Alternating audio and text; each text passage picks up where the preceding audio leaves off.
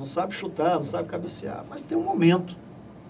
Tem um momento que aquele cara que erra um passe de 2 metros, acerta um chute de 40 metros de distância. Às vezes o cara estando bem emocionalmente, ele desequilibra, né? O torcedor de arquibancada não entende isso, né? Não é, né? De arquibancada, o cara treina todo dia, faz a mesma coisa e erra no jogo. Mas eu já ouvi muito isso comigo.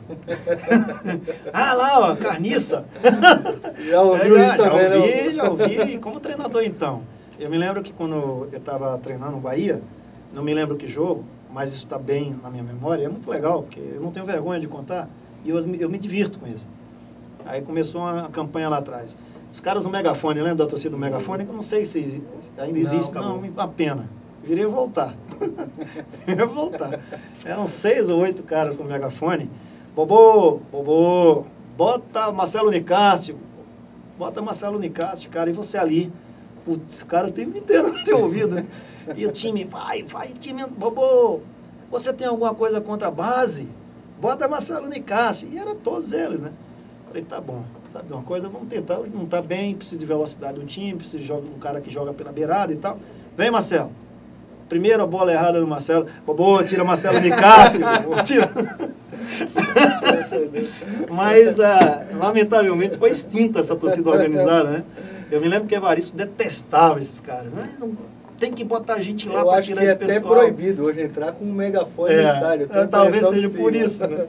Mas era muito divertido e, de alguma maneira, ensina a gente também, né? Porque o torcedor, ele tem o esquema de jogo dele, tem o torcedor de preferência dele, e ele lhe chama de burro porque não fez o esquema dele e o torcedor dele. Mas se o time vence, aí o treinador é muito bom. Isso aí. E tem imagens aí essa é a chegada do Bahia depois da conquista do título de 88. Isso aí é o aeroporto 2 de julho. Você está vendo essas imagens e parece que teve até trio elétrico, com Moraes Moreira e tudo mais. Momento espetacular. Vocês já imaginavam que teriam essa recepção mais Desse jeito, não. Não? Não. Porque quando a gente sobrevoou o aeroporto 2 de julho, né? Na época era 2 de julho, poxa, quando a gente viu aquele mar de gente, né? Um negócio lindo. E ali estava tudo misturado, viu? Não era só torcedor do Bahia, não, era torcedor baiano. Tinha torcedor do Bahia, do Galícia, do Ipiranga, do Vitória. E nós fizemos... nós saímos do aeroporto, eu não me lembro exatamente o horário, mas nós chegamos 2 e pouca da tarde. E chegamos na Barra 3:30 da manhã.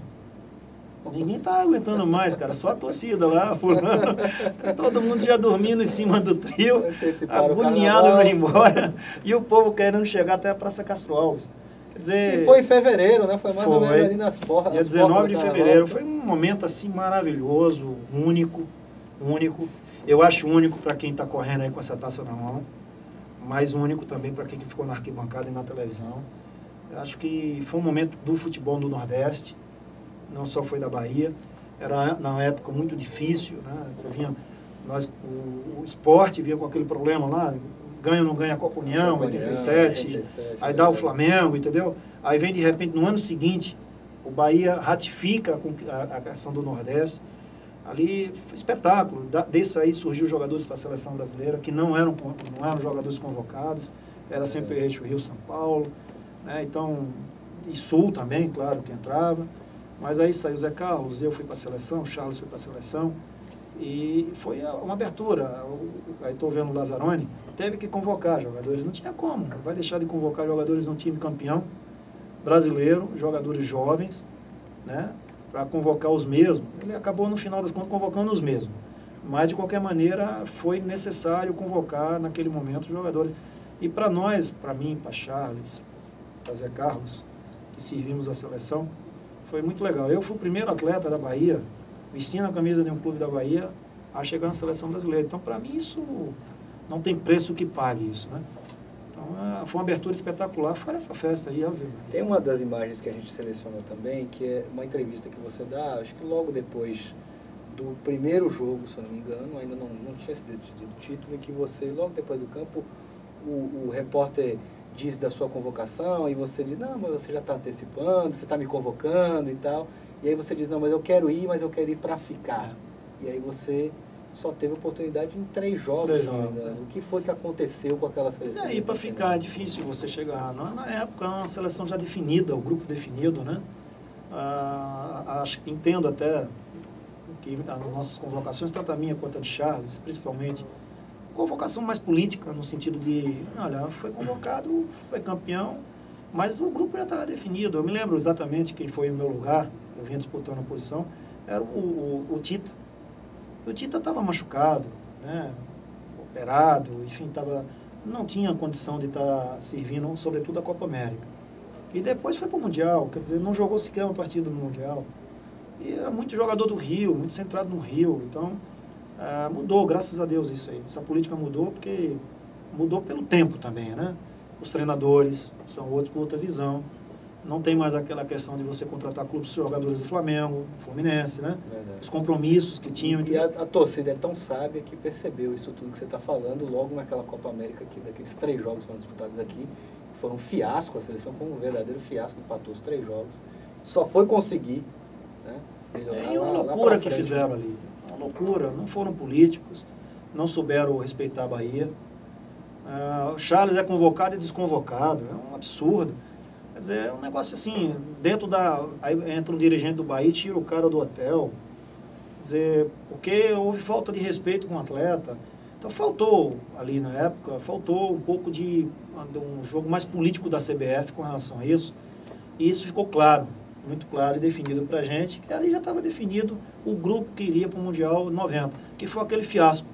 Né, que o Maradona saiu driblando todo mundo, o Maradona com minha idade. Não foi à toa, né? Não foi à toa, deu no que deu. Né? Pois é, deu no que deu. Aí o Lazzaroni depois teve que se explicar, mas aí já era muito tarde as explicações, porque na realidade para ele foi muito bom. Serviu a seleção brasileira, depois foi treinar um time italiano, mas para nós que ficamos aqui foi muito ruim. Vamos me dizer uma coisa, você encerrou a carreira aos 34 anos, por que a opção por terminar tão jovem, uma carreira tão brilhante? Eu vinha muito de lesão, né? Já estava me preparando para isso. Né? Eu só não sabia o momento.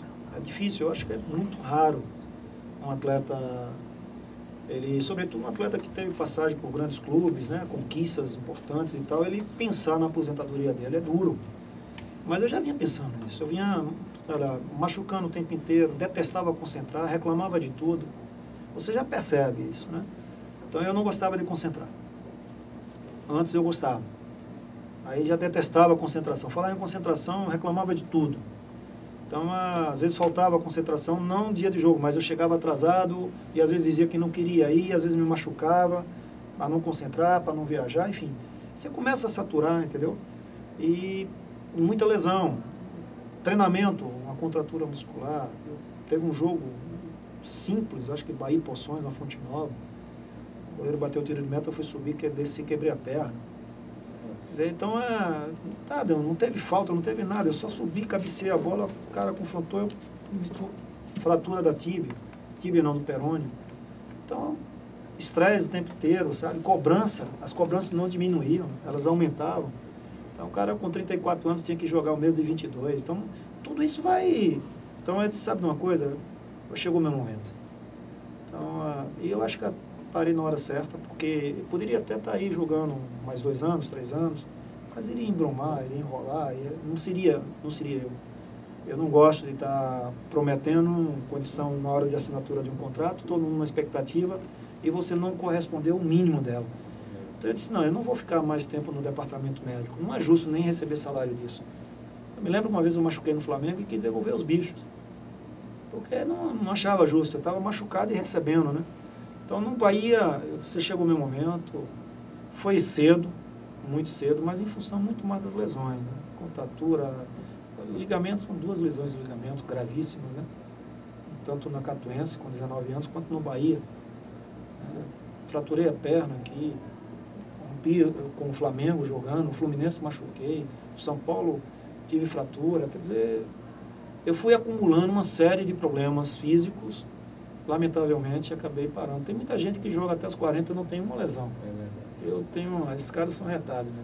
Você pega o Júnior, por exemplo, jogou até os 42, mas o Júnior foi forjado ali na praia, né? Ipanema, na areia de Ipanema, e não teve uma lesão grave. Então, talvez também pela função que jogava, etc. Mas eu não, infelizmente, parei por isso. Você teve uma experiência com as divisões de base do Bahia, não é? Na supervisão. Fale um pouco sobre essa experiência que parece que você fechou um ciclo aí, né? Com tudo, com jogador, treinador e supervisor de divisões de base. Você já atuou como dirigente, treinador e jogador de futebol. Mas foi uma experiência muito boa. Eu fiquei alguns anos numa divisão de base do Bahia, não existia investimento, o pessoal dormia aqui na sede de praia, convivendo com você imagina o que, né? Que não tinha nenhuma estrutura. E a gente conseguiu fazer um hotel, hotelaria, dar dignidade à divisão de base do Bahia, formar grandes jogadores da divisão de base do Bahia. Para mim isso ficou, o legado é esse, da estrutura e os atletas. O Daniel Alves veio disso aí, né? Você pega também, o Cícero veio disso aí. Enfim, jogadores hoje, até hoje, que o Bahia consegue vender ainda, são esses atletas oriundos desse trabalho. Enfim, Bruno César, que perdeu logo depois, também veio disso aí, que está jogando no futebol português, veio desse processo todo. O Bahia conseguiu vender muitos atletas jovens,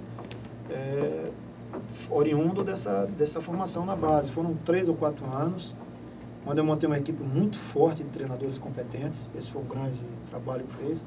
Esses caras hoje estão viajando aí para fora, o Chamusca está aí viajando, né? Você pega o irmão, principalmente, não vai confundir o Chamusca com o Péricles, né? Mas é o Marcelo. E você pega também os outros caras. O Amadeu hoje continua no Vitória. Né? Enfim, muita gente competente. O Charles começou comigo na divisão de base, eu botei como treinador do infantil. Enfim, o Bahia não ganhava um título há 4 anos na base. Ganhou 4 títulos seguidos de juniores.